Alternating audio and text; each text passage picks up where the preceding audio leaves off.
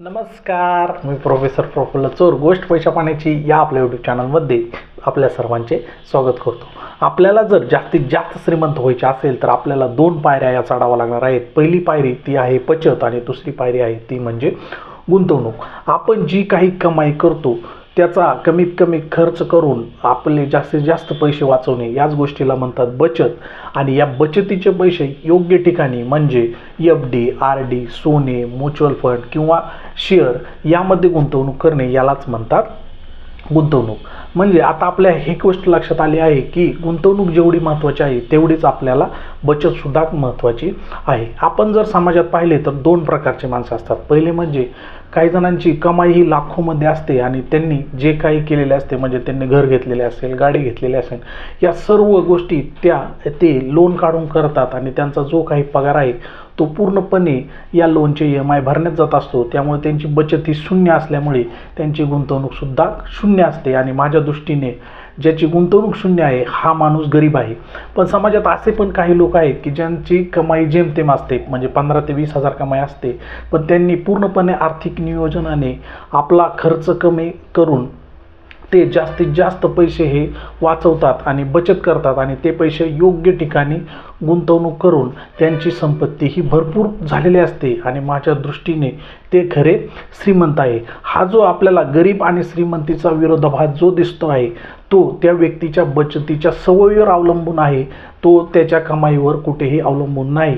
आणि हे गोष्ट समजण्यासाठीच आपण आजच्या व्हिडिओमधून बचतीचे काय महत्त्व आहे हे व्यवस्थित समजून पाहणार आहोत.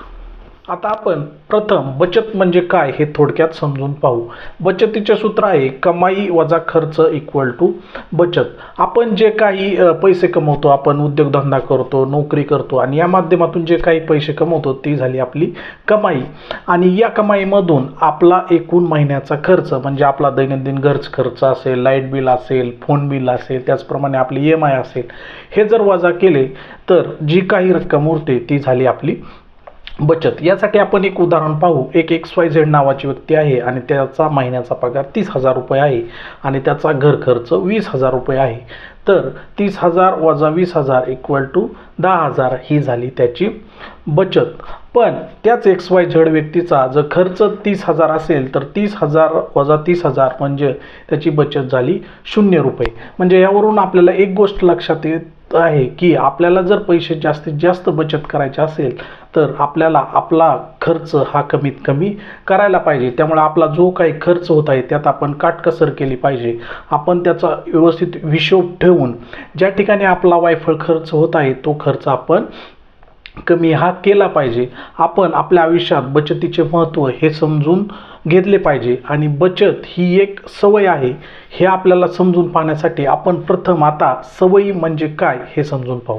आपण आपले दैनंदिन आयुष्य जगत असताना सकाळी उठल्यापासून रात्री झोपेपर्यंत आपल्या आयुष्यात सवयीची एक मालिकाच सुरू असते. सकाळी लवकर उठणे, व्यायाम करणे, अंघोळ करणे, ब्रश करणे, चहा पिणे, न्यूजपेपर वाचणे, TV पाहणे, अशा अनेक सवयी आपण आपल्या आयुष्यात दररोज आणि नित्यनियमाने करत असतो. आणि यातील एखादी गोष्ट जरी एखाद्या दिवशी करायची राहिली तरी त्या दिवशी आपल्याला करमत नाही, मग आपल्याला काहीतरी चुकल्यासारखे वाटते. म्हणजे ज्या गोष्टीशिवाय आपल्याला चैनच पडत नाही त्या गोष्टीलाच म्हणतात सवयी. आपल्या आयुष्यातील सवयी ह्या दोन प्रकारच्या असतात. काही चांगल्या सवयी असतात आणि काही वाईट सवयी असतात ज्याला आपण व्यसन म्हणतो.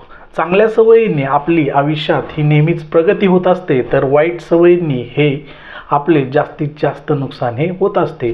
तर आयुष्यात आपण नेहमीच चांगल्या सवयी लावायचा प्रयत्न हा केला पाहिजे. आर्थिक नियोजनाच्या दृष्टीने विचार केल्यास गरज नसताना नवीन कपडे विकत घेणे, गरज नसताना नवीन मोबाईल विकत घेणे, असे वायफळ खर्च करणे, त्याचप्रमाणे दररोज बाहेरचेच हॉटेलमधले जेवणे या झाल्या वाईट सवयी. आणि आर्थिक नियोजनाच्या दृष्टीने चांगल्या सवयी पाहायच्या झाल्यास आपला कमीत कमी खर्च करणे, घरचेच जेवणे, त्याचप्रमाणे वायफळ खर्च कमी करणे, जास्तीत जास्त पैसे वाचवणे या झाल्या चांगल्या सवयी. आणि आर्थिक नियोजनाच्या अशा चांगल्या सवयी आपण आयुष्यात लावून घेतल्यास आपली जास्तीत जास्त बचत होईल. ते बचतीचे पैसे आपण गुंतवणूक करू आणि आपण आयुष्यात नक्कीच श्रीमंत हे होणार आहोत. पण सवयी ही अशी गोष्ट आहे की हे आपल्याला एक दिवसात लागत नाही, त्यासाठी आपल्याला बरीच मेहनत ही घ्यावी लागते. आपण सवयीचे महत्त्व हे आपल्या आयुष्यात समजून घेतले पाहिजे. आपण तसे संस्कार आपल्या लहान मुलांमध्ये हे केले पाहिजे. आपण सतत आपल्या मुलांना ओरडत असतो, कमी खर्च कर, वायफळ खर्च कर, पण आजकालची मुलं असे आहेत की त्यांना सांगून कधीच समजत नाही. त्यांना प्रॅक्टिकली त्याचा एक्सपिरियन्स हा द्यावा लागतो. तर आता मी काही गोष्टी सांगणार आहे, त्या गोष्टी जर तुम्ही तुमच्या मुलांकडून करून घेतल्या तर त्यांना बचतीचे महत्त्व हे आपल्या आयुष्यात प्रॅक्टिकली समजणार आहे. चला तर मग त्या गोष्टी आपण पाहू. आपल्या मुलांना बचतीचे महत्त्व समजण्यासाठी पहिली जी गोष्ट करायची आहे ती आपण आपल्या लहानपणी पण केली असेल की आपल्या घरात एक पिगी बँक आणून ठेवायची. एक चांगला दिवस पाहून म्हणजे दिवाळीच्या दिवशी किंवा जास्त करून त्याच्या बड्डेच्या दिवशी ती पिगी बँक आणून घरात ठेवायची. त्यावर व्यवस्थित त्याचे नाव टाकायचे, त्याला सांगायचे की ही पिगी बँक तुझी आहे. त्यानंतर आपण ज्या वेळेस बाहेरून घरात येतो, आपल्या खिशात जे काही सुट्टे पैसे चिल्लर राहिलेले असेल ती त्याच्या हाताने त्या पिगी बँकमध्ये टाकायला लावायची आणि त्याला एक नियम ठरवून द्यायचा की ही पिगी बँक तुझ्या पुढच्या बड्डेला म्हणजे 1 वर्षानंतरच फोडायची, मध्ये काही फोडायची नाही.